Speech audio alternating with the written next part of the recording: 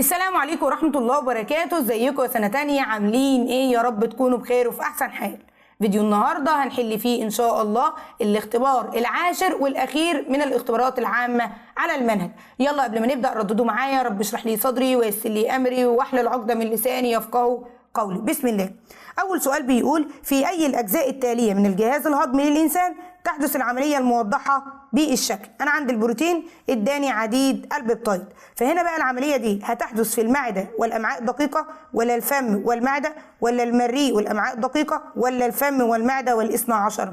احنا عندنا الفم بيتم فيه هضم النشا، بتتحول الى سكر ثنائي اللي هو المالتوز، يعني معنى كده ان البروتين مش بيتم هضمه في الفم، يبقى اي حاجة فيها فم مش هختارها. طب انا عندي المريء اصلا مش بيعمل على افراز انزيمات هاضمه، ولكن بيستمر على طول المريء طبعا اللي هو هضم الايه؟ هضم النشا، اللي هو بيستمر عمل انزيم التيالين اللي هو بنقول عليه الاميليز اللعابي، بيتنيه شغال على النشا وهي نازله في المريء، ولكن المريء ذات نفسه مش بيفرز انزيمات هاضمه، فالكلام ده مش هينفع. يبقى انا عندي مين؟ المعده والامعاء الدقيقه، واحنا عارفين ان المعده بيتم فيها هضم البروتين هضم جزئي بواسطه انزيم البيبسايد، والوسط فيها بيكون حمضي، فبتحول البروتين الى عديد البيبتايد. نيجي بعد كده بالنسبه للامعاء الدقيقه، برضو بيتم فيها هضم البروتين الى عديد البيبتايد بواسطه انزيم التريبسين، وبعد كده بقى بيشتغل اللي هو انزيم اللي هو البيبتيداز، بيشتغل على عديد البيبتايد وبيحول لي عديد البيبتايد الى احماض امينيه، وبالتالي كده الهضم بالنسبة للبروتين بيتم في المعدة والأمعاء الدقيقة. نيجي الرقم 2: أي ممن يلي ينتج عنه أعلى قدر من الطاقة؟ أكسدة الفسفوجليسرالدهيد طبعا بتديني 38 ATP، هوريك ازاي دلوقتي. طيب أكسدة حمض المليك لحمض الأوكزالو أسيتيك، بصوا كده معايا أهو، عندي المليك إلى الأوكزالو أسيتيك بيديني إيه؟ 1 ناد اتش. طب ما هو الواحد ناد اتش في سلسله نقل الالكترون بيديني 3 اي تي بي، يبقى هنا ده 3 اي تي بي. طب التخمر الحمض للحمض البيروفيك والتخمر الكحولي للحمض البيروفيك ده بيديني 2 اي تي بي وده بيديني 2 اي تي بي. طب ليه قلت اكسده الفسفوجليسرالدهيد هوائيا بيديني 38 اي تي بي؟ اهو انا عندي في انشطار الجلوكوز بيديني في الاخر اللي هو 2 جزيء فسفوجليسرالدهيد، اللي بعد كده بيديني 2 جزيء حمض البيروفيك، وهنا بيقول لك ايه؟ وهنا بيقول لك هوائيا، يعني معنى كده ان هو هيكمل في التنفس الهوائي، يعني هيخش دوره كريبس وبعد كده هيديني اللي هو الناد والفات، هيروح سلسله نقل الالكترون. فاذا هنا اكسده الفسفوجليسرالدهيد هوائيا هيديني اللي هو الاي تي بي كامل اللي هو 38 اي تي بي. فهنا بيقول لي اعلى واحد اكيد هيكون اللي هو رقم الف. نيجي للسؤال اللي بعده: اي ممن يلي يمكن استخدامه كعقار لمنع تكوين جلطات دمويه عند بعض المرضى؟ الفبرين ولا الفبرينوجين ولا الهيبارين ولا الثرومبين؟ طبعا اللي هو مين؟ الهيبارين. الهيبارين بيتم افرازه من الكبد وبيمنع تحويل البروثرومبين الى ثرومبين، لان احنا عارفين الثرومبين هو اللي بيروح يحول مين؟ اللي هو الفبرينوجين الى فبرين، والفبرين ده طبعا بيترسب على شكل خيوط متشابكه بتتجمع فيها خلايا الدم، وبالتالي بيعمل على تكوين الجلطه، واحنا عايزين هنا منع تكون الجلطه، فده بقى بيمنع الخطوات بتاعه الجلطه. حلو. طب ده اصلا بيسد اللي هو الوعاء اللي حصل فيه قطع، يعني بيكون جلطه، فيبقى لا، ده من ضمن الخطوات بتاعه الجلطه، دي من ضمن الخطوات بتاعه الجلطه، واحنا عايزين هنا منع، يبقى اللي هو مين؟ الهيبارين. نيجي للسؤال 4: الشكل المقابل يوضح تركيز العناصر س ص ع في خلايا احد النباتات وفي محلول التربه. اي العناصر التاليه تزداد معدلات التنفس عند امتصاصها؟ هو التنفس ليه علاقه بايه؟ قلنا ليه علاقه بالطاقه، ما احنا قلنا التنفس في الجذر هو مصدر الطاقه. طب احنا محتاجين طاقه من التنفس عشان يتم النقل النشط، اللي هو طبعا بيكون انتقال الايونات اللي هي الاملاح المعدنيه ضد تدرج التركيز من الاقل الى الاعلى. طب انا عندي مثلا بالنسبه لعين، ده اللي هو بيمثل محلول التربه، ما قاليش حاجه عن النبات يبقى خلاص، يبقى عين لا، عين لا، اي حاجه فيها عين لا. طب عندي س وعندي ص، انا عندي هنا س محلول التربه في تركيز العنصر ده كتير، وعندي بالنسبه للعنصر س اللي موجود في النبات اقل، يبقى النبات اقل وفي محلول التربه اكتر، يبقى يتنقل من التربه الى النبات من الاعلى الى الاقل، يبقى ده كده بيمثل لي انتشار. اما هنا بقى بلاقي محلول التربه او العنصر ص في محلول التربه قليل، وفي خلايا النبات كتير، ومع ذلك النبات بياخده، يبقى هياخده عن طريق النقل النشط، يبقى ده من الاقل للاعلى، يبقى ده بيمثل اللي هو مين؟ اللي هو بيمثل طبعا النقل النشط اللي هو ص. اما ده بيمثل الانتشار، يبقى انا هختار مين؟ هختار ص. واحنا عارفين النقل النشط بيحتاج طاقه، والتنفس هو مصدر الايه؟ مصدر الطاقه. نيجي للسؤال 5.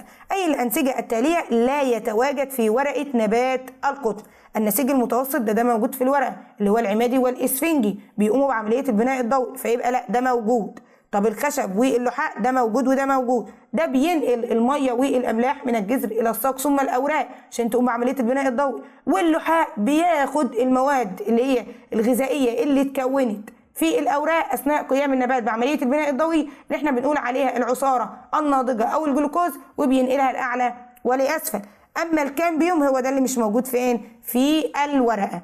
واحنا قلنا يبقى اللي موجود في الورقه، اللي موجود في الساق ومش موجود في الورقه هو الكامبيوم. حته كمان قلنا بالنسبه للحزم الوعائيه، قلنا في الورقه الخشب بيكون للخارج واللحاء بيكون للداخل، اما في الساق اللحاء هو اللي بيكون للخارج والخشب هو اللي بيكون للداخل، لان الحته دي مهمه. ممكن يقول لك في نسيج موجود في الورقه ومش موجود في الساق، ممكن تقول له اللي هو النسيج مين؟ المتوسط، اللي احنا بنقول عليه نسيج عمادي واسفنجي. حلو كده؟ فبالتالي ده بيكون موجود في الورقه ومش موجود في الساق، والاثنين دول موجودين في الايه؟ في الورقه والساق. اما الكامبيوم بيكون موجود في الساق ومش موجود في الورقه. الاختلاف اللي بعد كده قلنا في الورقه الخشب للخارج واللحاء للداخل، في الساق اللحاء للخارج والخشب للداخل. الكلام ده مهم جدا وبيجي باكتر من طريقه. نيجي للسؤال رقم 6. في الشكل المقابل أي العوامل التالية يعمل على زيادة معدل نفاذ الغاز س؟ س ده داخل الحويصلة الهوائية، يبقى ده على طول اللي هو الأكسجين. طيب علشان يتم انتشار أو سرعة انتشار الأكسجين إلى الدم لازم تكون الجدر بتاعة الحويصلة الهوائية تكون رقيقة، كمان زيادة المساحة بتاعتها. طب زيادة سمكها لا، ده هيبطئ انتقال أو نفاذ الأكسجين إلى مين؟ إلى الوعاء الدموي. زيادة المساحة أيوه، أو زيادة أو رقة الجدر، يا إما زيادة المساحة أو رقة الجدر، الاتنين بيعملوا على سرعة تبادل الغازات. كل التركيز الغاز س اللي هو الأكسجين غلط طبعا، لازم يكون عالي علشان الغازات بتتنقل بالانتشار من الأعلى للأقل. تقليل معدل التنفس لا طبعا، احنا عندنا الغاز ده لما يكون داخل هيزود معدل التنفس مش هيقلله. فالحاجة الصحيحة اللي هي هتكون رقم ب، اللي هي زيادة مساحة سطح الحويصلات الهوائية، أو أقدر أقول رقة جدر الحويصلات الهوائية على حسب طبعا الاختيارات. نيجي للسؤال 7. بيقول لي هنا أي الصمامات التالية يحدد مسار الدم المحتوى على أعلى نسبة من مادة الكربامين هيموجلوبين؟ والسؤال ده كنا واخدينه قبل كده بس كان الأوكسي هيموجلوبين، وقلت لكم برضك على الحتة دي وأنا بحل السؤال التاني. طيب أنا دلوقتي عايز أعرف أعلى نسبة من مادة الكربامين وهيموجلوبين، يعني كده اللي هيتحكم في دم غير مؤكسج. طب ده موجود في الجانب الأيسر ولا الأيمن للقلب؟ هيكون موجود في الجانب الأيمن. أوريكم على الرسمة أهو، بصوا كده معايا الجانب الأيمن اللي هو ده. هنا طبعا ده بيبقى فيه دم غير مؤكسج، وده دم غير مؤكسج. اللي هيتحكم فيه ايه؟ الاذين الايمن ينقبض، هيندفع الدم الغير مؤكسج من الاذين الايمن الى البطين الايمن عن طريق الصمام ثلاثي الشرفات. بعد كده لما ينقبض البطين الايمن هينتقل الدم الغير مؤكسج عبر مين؟ عبر الصمام اللي هو موجود في الشريان الاورطي، ويروح الدم للشريان الاورطي، وده طبعا هيودي للرئتين بعد كده. يبقى اللي بيتحكم في الدم اللي هو كربامين وهيموجلوبين يعني دم غير مؤكسج، هقول الصمامين ده هم اللي هو ثلاثي الشرفات والصمام بتاع الشريان الرئوي. طب اللي بيتحكم في الدم المؤكسج هقول اللي هو ثنائي الشرفات اللي هو المترالي، او اقول كمان اللي هو الصمام بتاع الشريان الاورطي. طيب هنا بقى بيقول لك الكربامين وهيموجلوبين، يبقى الصمام ثلاثي الشرفات والصمام مين؟ الرئوي. هي دي الإجابة الصحيحة. نشوف السؤال اللي بعد كده رقم 8. الشكل المقابل يوضح سريان الدم في الأوعية الدموية، ماذا يمثل الجزء رقم 1؟ السؤال ده كان جاي لك قبل كده، حلينه في الاختبارات يعني، وكان مغير، كان عايز رقم 3. بصوا كده، قلنا هنا الضغط عالي يبقى ده على طول شريان، اللي في النص ما بين الشريان والوريد بيكون شعيرات الدموية، أما اللي الضغط فيه بيكون أقل حاجة ده اللي هو الوريد. هو عايز رقم مين؟ رقم 1 يبقى ده الشريان. طب لو كان عايز رقم 2 يبقى ده الشعيرات الدموية. رقم 3 كان ده هيبقى مين؟ الوريد. فالإجابة هنا الصح هتكون الشريان. نيجي للسؤال رقم 9. أي من العبارات التالية تتفق مع دورة كريبس؟ ترتبط دائما بانشطار الجلوكوز إلى حمض البيروفيك؟ خطأ. طب خطأ ليه؟ بص كده معايا، ده احنا قايلين ان ممكن اجيب اللي هو جزيء الاسيتيل من الدهون، ممكن اجيبها من البروتين، يعني الدهون تتحول الى احماض دهنيه بعد كده تتحول الى الاسيتيل فيخش دوره كريبس. البروتين يتحول الى احماض امينيه مونيمر، يعني يتحول الى الاسيتيل ويخش دوره كريبس، مع طبعا الارتباط اللي هو جزيء الاسيتيل مع مرافق الانزيم الف. يعني مش شرط ان دوره كريبس تتم من حمض البيروفيك بس، كلام زي الفل. طيب تحدث داخل الميتوكوندريا؟ هي بتحدث داخل الميتوكوندريا، حلو قوي. طيب اكبر مصدر مباشر لانتاج جزيئات الاي تي بي في الخليه؟ خلي بالك قال لك مباشر، احنا عندنا دوره كريبس الواحده بتديني 1 اي تي بي، تمام، فوق الدورتين 2 اي تي بي. طب احنا عندنا انشطار الجلوكوز كان بيديني 2 اي تي بي بصوره مباشره، تمام. يبقى ايه؟ يبقى هي اكبر مصدر؟ لا، هي مش اكبر مصدر ولا حاجه، ده انا عندي انشطار الجلوكوز بيديني 2 اي تي بي، هي دوره كريبس الواحده بتديني 1 اي تي بي، يبقى لا، غلط. حمض البيروفيك هو ناتج وسطي فيها؟ لا، ده احنا عندنا دوره كريبس المركبات الوسطيه اللي فيها اللي هو الكيتو جلوتاريك والسكسانيك والماليك، يبقى اذا الكلام ده غلط والاجابه الصح هتكون ب. السؤال رقم 10. ما الخاصيه التي تتم بها عمليه تبادل الغازات بين الهواء الموجود داخل الحويصله الهوائيه والدم في الرئتين؟ الاسموزيه ولا الانتشار ولا النقل النشط ولا التشرب؟ طبعا الانتشار، لان احنا عارفين الغازات بتتنقل من الاعلى الى الاقل بخاصيه الانتشار. يعني بنيجي نلاقي اثناء عمليه الشهيق بنلاقي الاكسجين في الحويصله الهوائيه اكتر من الاكسجين اللي موجود في الدم اللي موجود في الرئتين، فكده الاكسجين هينتقل من الحويصله الهوائيه الى الايه؟ الى الدم بخاصيه الانتشار. واثناء عمليه الزفير بيكون ثاني اكسيد الكربون الموجود في الدم في الرئتين بيكون اكتر من ثاني اكسيد الكربون الموجود في الحويصله الهوائيه، وبالتالي ثاني اكسيد الكربون هيتنقل من الدم اللي موجود في الرئتين الى الحويصله الهوائيه ومنه الى الخارج، وده بيكون بالانتشار، يعني من الاعلى الى الأقل. نيجي للسؤال 11. أي الأشكال البيانية التالية يعبر عن العلاقة ما بين عدد الشعيرات الجذرية وكمية الماء الممتصة؟ احنا عارفين ان الشعيرات الجذرية بتقوم بامتصاص المية والأملاح، فكل ما عددها هيكون كتير كل ما تكون كمية الماء الممتصة هتكون كتير، وبالتالي هنا العلاقة هتكون طردية. نيجي للسؤال 12. أي مكونات الدم التالية يستطيع الجسم الاستفادة منها في كل مراحلها؟ الصفائح الدموية، كريات الدم البيضاء، بروتينات البلازما، كريات الدم الحمراء. طبعا احنا عارفين كريات الدم البيضاء دي القضاء على الميكروبات خلاص، وخلاص بتبوظ بعد كده، ما بيتمش استخدامها تاني، لا بيبقى في كريات تانية اللي بيتم استخدامها في القضاء على الميكروبات. الصفائح الدموية لما بتعمل جلطة خلاص كده. طيب كريات الدم الحمراء وبروتينات البلازما، احنا عارفين في بروتينات في البلازما لها دور في تكوين الجلطه، صح ولا لا؟ زي الفبرينوجين اللي هو بيتحول الى الفبرين، وبالتالي لما بيتحول مش بيرجع تاني، يبقى لا، يبقى انا عندي مين؟ كريات الدم الحمراء. واحنا عارفين ان كريات الدم الحمراء الحيه بتحمل الاكسجين وثاني اكسيد الكربون، تودي الاكسجين الى الخلايا وتاخد من الخلايا ثاني اكسيد الكربون الناتج من عمليات الايض، وطبعا بيتم طرده الى الخارج اثناء عمليه الزفير اللي بتتم خلال عمليه التنفس. طب حلو قوي، طب ماشي كده لها دور وهي حيه. طب وهي مسنه وقديمه بيتم تكسيرها طبعا احنا عارفين في الطحال والكبد والنخاع العظمي. طب لما بيتم تكسيرها بيتم استرجاع البروتينات بتاعتها واستخدامها في تكوين العصاره الصفراويه، والعصاره الصفراويه طبعا بتاثر على الدهون وتحول الدهون الى مستحلب دهني. اذا هي لها استخدامين، اثناء وهي حيه واثناء وهي مسنه او قديمه. نيجي بقى للسؤال اللي بعد كده اللي هو السؤال 13. ما العملية التي تحدث للناد اتش عند تحول حمض البيروفيك إلى حمض اللاكتيك؟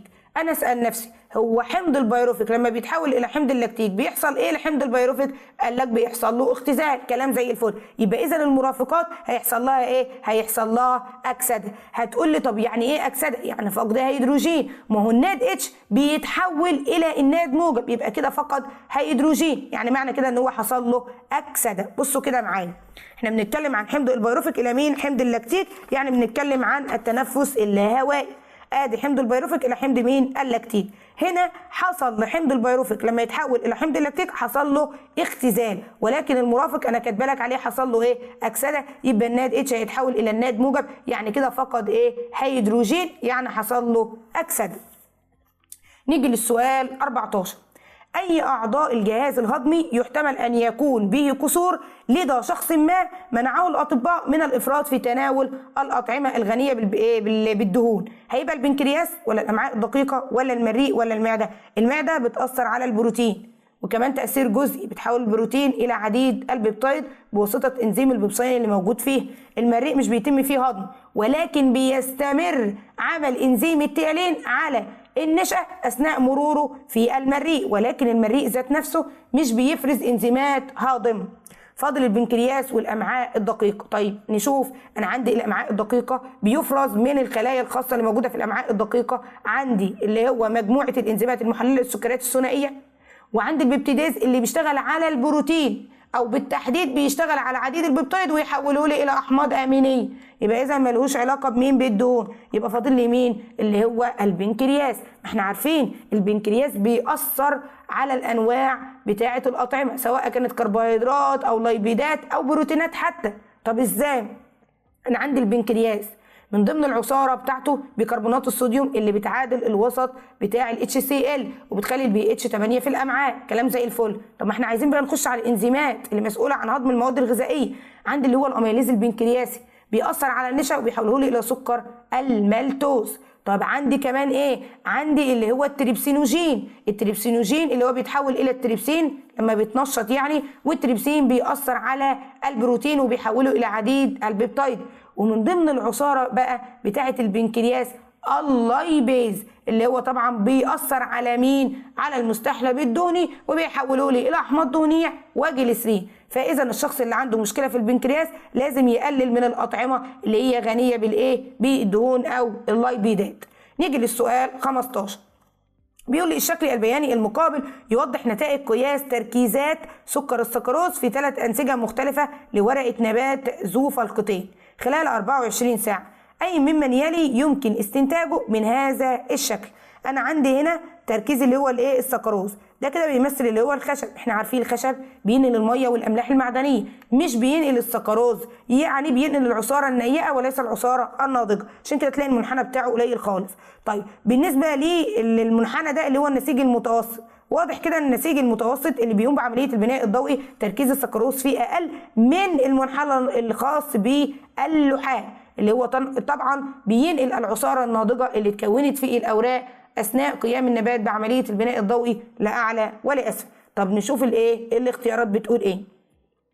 اول حاجه يتحرك الماء بالاسموزيه من نسيج الخشب الى نسيج اللحاء، غلط طبعا الكلام ده.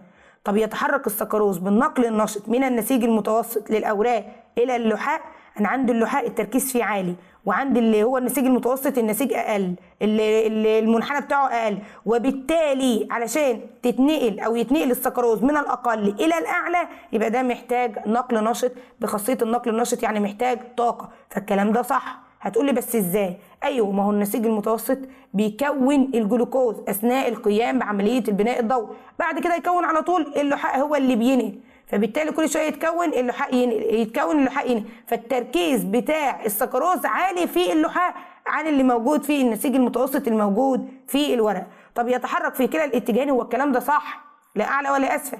يا اعلى يغذي البراعم والثمار والازهار، لا اسفل يغذي الساق والمجموع الجذري، ولكن مش ده اللي بيوضحه المخطط. معنى الكلام ان ممكن تكون العباره صحيحه ولكن طبعا ما بينطبقش على المخطط.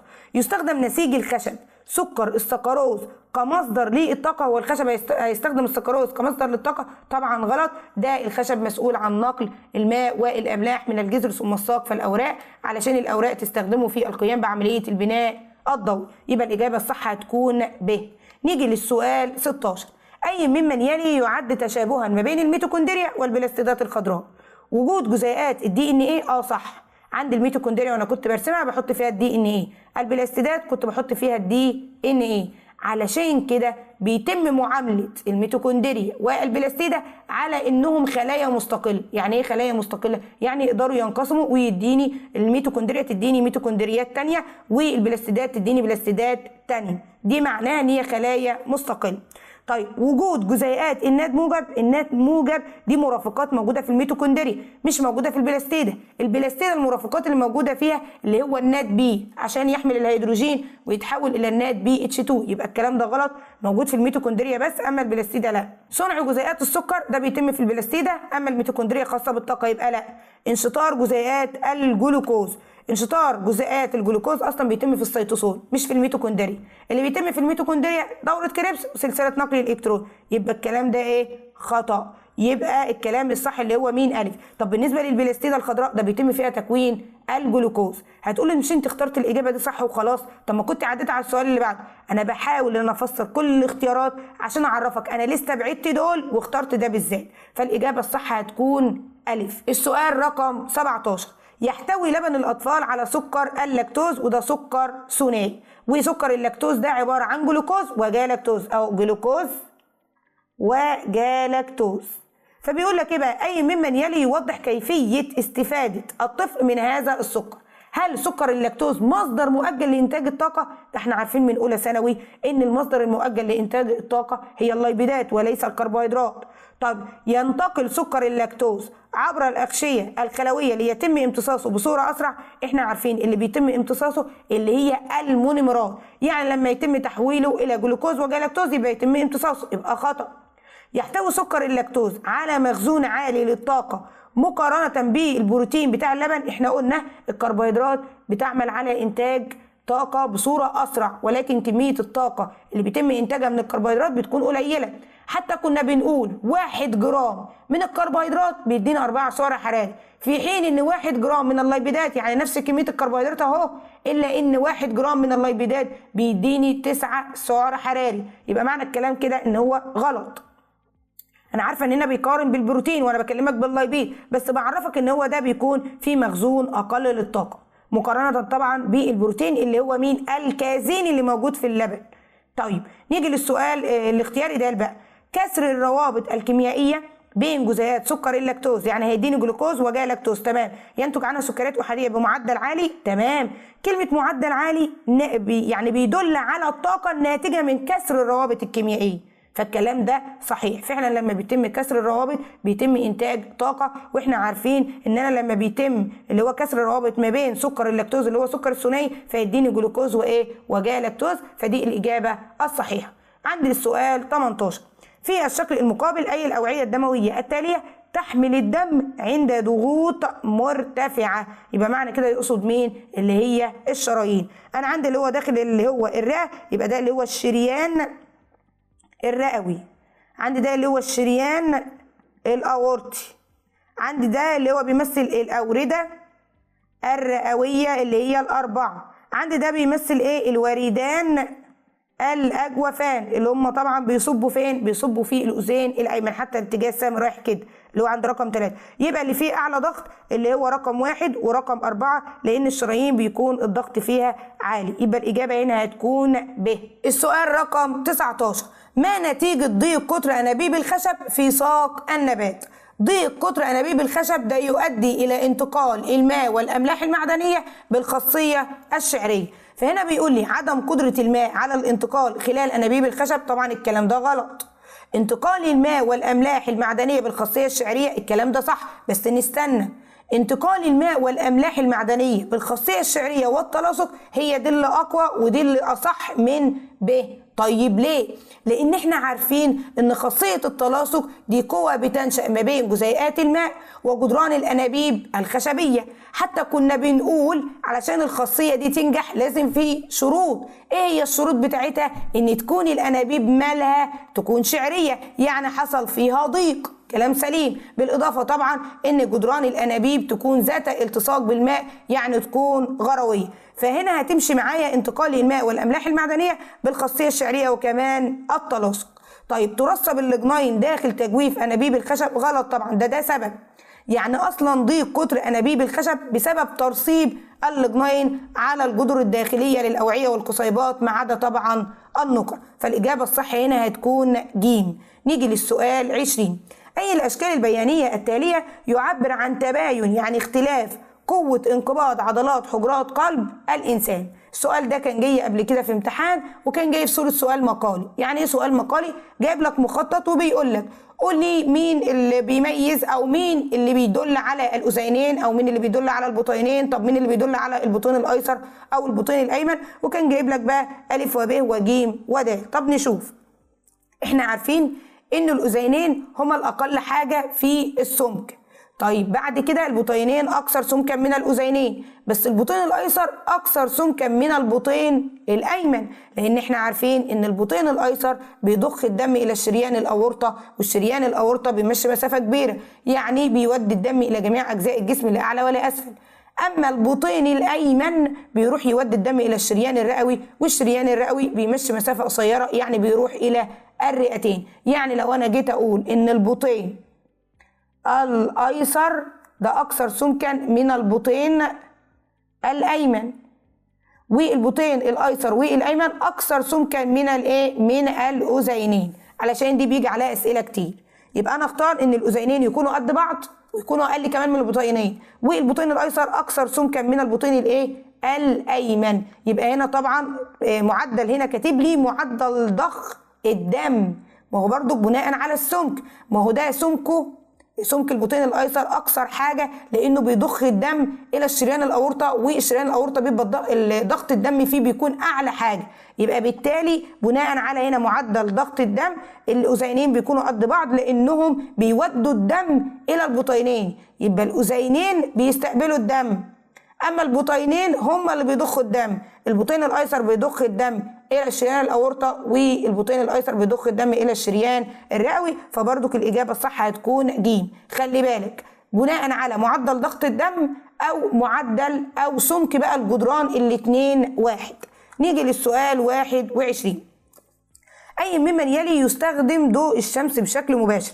انتاج جزيئات الاي تي بي، ولا حركة الكترونات جزيء الكلوروفيل، ولا شطر جزيئات الماء، ولا تكوين جزيئات الناد BH2؟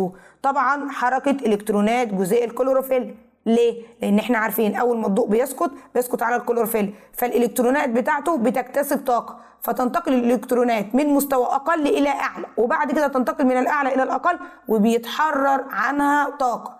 جزء من الطاقة بيكون لي الاي تي بي، تمام، وجزء من الطاقة بيعمل على شطر مين؟ اللي هو جزيء المية إلى الهيدروجين والأكسجين. الهيدروجين بقى بيتم حمله على مين؟ على الناد بي، فبيتحول إلى الناد BH2. يعني ده الأول، والمراحل التانية دي بتبقى بعد طبعا اللي هو اكتساب الإلكترونات طبعا جزء من الطاقة بتاعة الضوء، فتنتقل من مستوى أقل إلى أعلى ومن أعلى إلى أقل، فبيتحرر منها طاقة وبيتم المراحل أو الخطوات اللي بعد كده اللي هو ألف ودال وعندي كمان ج. يبقى اللي بيستخدم ضوء الشمس مباشرة اللي هو مين؟ حركة إلكترونات جزيء الكلوروفيل. السؤال رقم 22. فسر عدم اختفاء الشعيرات الجذرية من نبات الفول رغم تغلغلها المستمر في التربة. ما احنا عارفين ان الشعيرات الجذرية بتتلف باستمرار بسبب الاحتكاك المستمر بحبيبات التربة، ولكن طبعا بيتم تعويضها باستمرار من منطقة الاستطالة الموجودة في منطقة الجذر، وبالتالي مش بتختفي. يبقى هنا اقول لانها تعوض باستمرار من منطقة من منطقة الاستطالة في منطقة في منطقة الجذر. ونشوف السؤال اللي بعد كده رقم 23. ما أقل عدد من كل جزيء الناد H والفاد H2 الذي يتساوى عنده عدد جزيئات ال ATP الناتجة منهما؟ احنا عندنا اللي هو الناد H بيديني 3 ATP، طب والفاد H2 بيديني 2 ATP. طب علشان الاثنين يكون عدد جزيئات الاي تي بي الناتجه منهم تكون متساويه، فانا هاخد 2 من الناد اتش وهاخد 3 من الفاد اتش 2. ليه؟ لان انا عندي الاثنين ناد ب6 اي تي بي، وعندي ال3 فاد الواحد منهم ب2، يبقى الاثنين في 3 ب6 اي تي بي. يبقى اذا هنا تم مساواه عدد جزيئات الاي تي بي الناتجه منهم. نيجي بقى للسؤال رقم 24. اكتب ما تدل عليه عضو في الجسم يدخل إليه دم مؤكسج ودم غير مؤكسج وبيخرج منه دم غير مؤكسج. السؤال ده احنا قلناه في الشرح اللي هو الكبد. قلنا الكبد بيدخل ليه ايه بقى؟ شريان كبدي، وده بيكون فيه دم مؤكسج، وبيدخل له كمان وريد بابي كبدي، وده عبارة عن دم غير مؤكسج. حلو أوي، يبقى ده يدخل. طب يخرج منه ايه؟ يخرج منه وريد كبدي، والوريد الكبدي ده طبعا دم ايه؟ دم غير مؤكسج. يبقى اذا الكبد بيدخل اليه دم مؤكسج عن طريق الشريان الكبدي، ودم غير مؤكسج عن طريق الوريد البابي الكبدي، وبيخرج منه اللي هو دم غير مؤكسج عن طريق الوريد الكبدي. السؤال رقم 25. ما مدى صحة العبارة يحمل الوريد الأجوف العلوي موادًا مهضومة هضمًا كاملًا مع التفسير؟ هل الكلام ده صح؟ لا طبعا، ده الكلام ده خطأ. ليه؟ لأن احنا عارفين إن بيعاد اتحاد بعض الجليسرين والأحماض الدهنية تكون الدهون مرة تانية، فالدهون دي تتجه إلى الأوعية اللبنية داخل الخملات، وبعد كده تروح إلى الجهاز الليمفاوي اللي بيحملها طبعا ببطء، وبعد كده تروح إلى الوريد الأجوف. مين؟ الوريد الأجوف العلوي، ثم الأذين الأيمن للقلب. يبقى هنا أقدر أقول إن العبارة غير صحيحة. طيب ليه العبارة غير صحيحة؟ هقول حيث أنه يعاد من اتحاد بعض الجليسرين والأحماض الدهنية لتكوين الدهون، والتي تتجه تروح فين بقى؟ تتجه إلى الأوعية اللبنية داخل مين؟ داخل الخملات، ومنها إلى الجهاز الليمفاوي الذي يحملها ببطء. طبعا لمين بقى؟ ليصبها فين؟ ليصبها في الوريد الأجوف العلوي ثم الأذين الأيمن لمين؟ للقلب. ونشوف السؤال اللي بعد كده اللي هو 26. بيقول لي للكربون المشع دور هام في إثبات بعض العمليات الحيوية داخل النبات. دلل على ذلك بمثالين مختلفين. بيقول لك هنا الكربون مين؟ المشع. عندنا أول حاجة اللي هو تجربة العالم كلفن. طب هو استخدم ايه؟ استخدم تحلب الكلوريل. عمل فيه ايه؟ طبعا هو عرضه الى الضوء اللي هو ضوء المصباح لعدة ثواني، وكمان مده بثاني اكسيد الكربون، وكان الكربون اللي موجود في ثاني اكسيد الكربون كان كربون C14 مشع. طيب ليه؟ قال لك علشان يكشف عن طبيعة التفاعلات اللا ضوئية. هو لما عرض تحلب الكلوريلا للضوء لعدة ثواني واداله كمان ثاني اكسيد الكربون وكان فيه كربون مشع C14، بعد ثانيتين راح طبعا اسقط مين؟ اسقط تحلب الكلوريلا في كأس به كحول ساخن. طب ليه؟ عشان يقتل الخلية ويوقف التفاعلات البايوكيميائية. ساعتها لها ايه؟ تكون البيجال مش الجلوكوز زي ما احنا كنا مفكرين، وبالتالي هو كده قدر باستخدام الكربون المشع اللي هو C14 ان هو يكشف عن طبيعة التفاعلات اللا ضوئية. يبقى هنا استخدم اللي هو مين؟ C14 المشع، والكلام ده طبعا كان فين؟ في ثاني اكسيد الكربون. ليه؟ للكشف عن طبيعة التفاعلات اللا ضوئية. نيجي لرقم 2. عندي تجربة العالمان ريبيدن وبو. طب دول عملوا ايه؟ استخدموا طبعا اللي هو نبات الفول. عرضوا ورقة من نبات الفول لثاني أكسيد الكربون، وكان الكربون برضو C14 مشع. يبقى هنا استخدم C14 المشع.